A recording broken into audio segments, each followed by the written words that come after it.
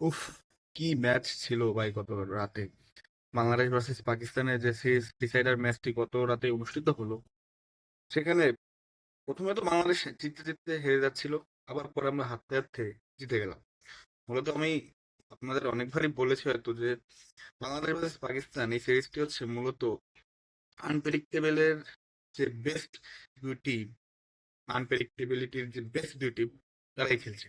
কে কখন জিতে, কিভাবে জিতে, কে কখন ভালো খেলে এখানে বলা যায় না, কারণ বাংলাদেশের পাকিস্তানের খেলা তো আল্লাহ ছাড়া কেউ জানে না কখন কে রেখে করে বসে। প্রথমেই টস জিতে মিরপুরে গতকাল পাকিস্তান বাংলাদেশকে ব্যাটিং এ পাঠায়।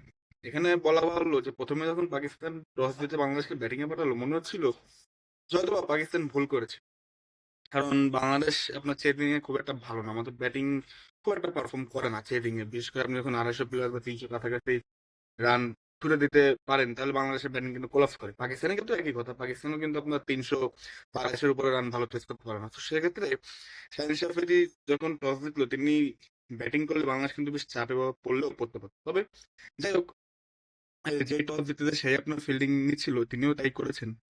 তো বাংলাদেশ ব্যাটিং এ এসে মূলত উড়ন্ত সূচনা করে। আপনি সাইফ হাসান and তানজিদ তামিম 107 রানের জুটি গড়ে, যা বাংলাদেশের ওপেনিং এর ক্ষেত্রে একটি বিরল ঘটনা। কারণ আমরা জানি যে আমাদের ওপেনিং পার্টনারশিপ আপনার 3-4 ওভারের মধ্যে বা 2-3 ওভারের মধ্যেই কেউ না কেউ আউট হয়, বা গতকাল একটি ব্যতিক্রম হয়েছে।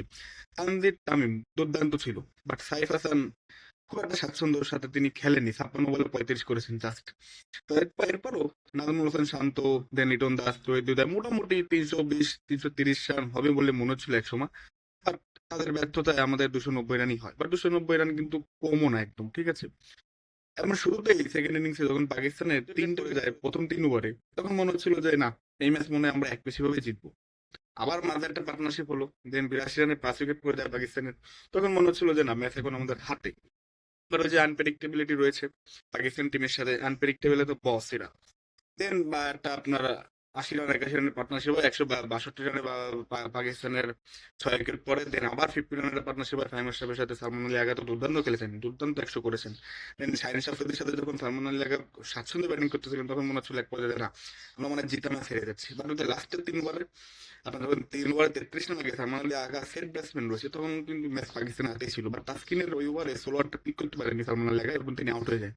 এর ফলে 2 ওভারে 28 রান আগে পাকিস্তান হাতে ছিল 2 উইকেট।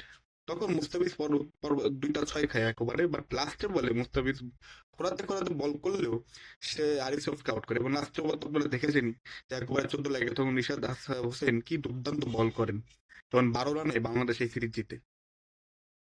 তো সবকিছু মিলে আমার মনে হয় যে আমাদের যে ম্যাচ ফিনিশ করার যে অ্যাবিলিটি বা ক্যাপাবিলিটি, এটা কিন্তু বেশ প্রশ্নবোধক চিহ্নই রয়েছে এটা এই ব্যাপারে। কারণ কি, কারণ দেখুন, আপনি যখন একটি ম্যাচে ডমিনেট করবেন, অর্থাৎ ডমিনেট এই সেন্সে যে 3 ওভারে যখন বাংলাদেশ 3টে উইকেট তুলে নিল, প্রথম মোহাম্মদ রিজন, শাহেবজাদা ফারহান এবং গত ম্যাচের আপনার পারফর্মার মাশরাফিকে যখন আমরা তুলে নিলাম উইকেট গুলা, তখন কিন্তু আমাদের হাতেই ম্যাচ ছিল। হ্যাঁ ঠিক আছে, আপনার তারাও তো খেলতে এসেছে, তারাও তো খেলবে, বাট 81 রানে যখন 5 উইকেট পড়ে যায়, তখন আপনার ম্যাচটা আমাদের একদম গ্রিপে ছিল।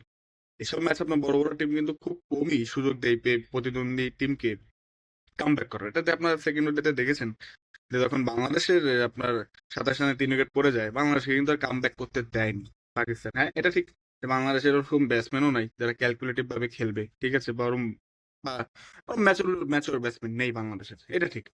তবে সালমান আলী আগার যত প্রশংসা করা হোক সেটা কম, কারণ তিনি 82 রানের পাশ থেকে যেভাবে তিনি নিয়ে যাচ্ছিলেন টিমকে, এক পর্যায়ে মনে হচ্ছিল যে না, ম্যাচ বোধহয় পাকিস্তানের গ্রিপে চলে গিয়েছে। তবে ওই যে তাসকিনের যে আপনার স্লটটা সালমান আলী আগা পিক করতে পারেনি, সেখান থেকেই মূলত বাংলাদেশ এই ম্যাচে ফেরে।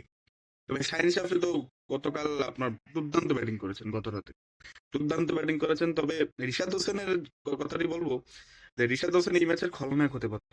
কারণ রিশাদ হোসেন এই 49.2 ওভার বলে আপনার তারই নিজের বল করা একটি ক্যাচ যখন সাইন সাহেবদি উঠে মারে, তিনি তখন সেটা মিস জাজমেন্ট করে বা লাইনে পৌঁছাতে পারেনি বলের, এবং ক্যাচটি তিনি ধরতে পারেনি।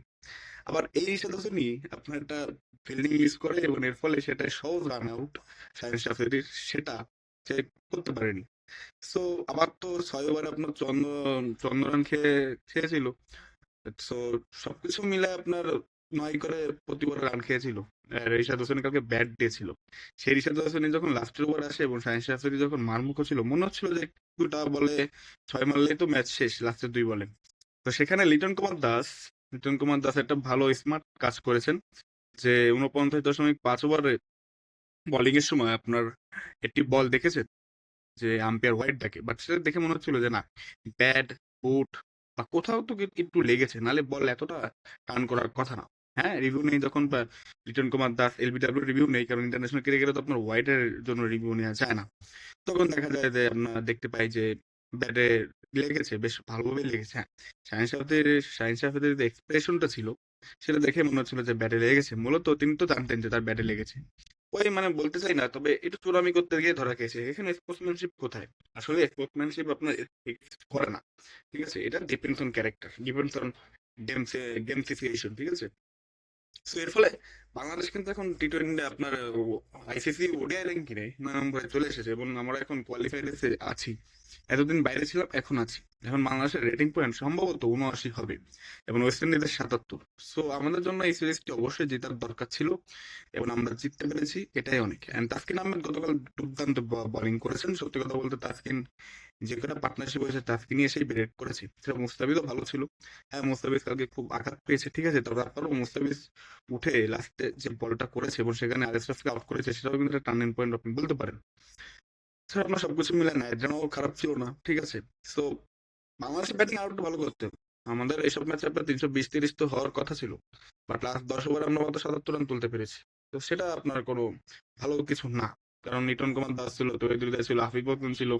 তারা আপনার লিটন কুমার দাস ৫২ বলে ৪১, এভাবে তো হয় না। ঠিক আছে, লিটন কুমার দাস থেকে তো আমরা এভাবে ইনিংস আশা করি না, মার্কুটের ইনিংস আশা করি।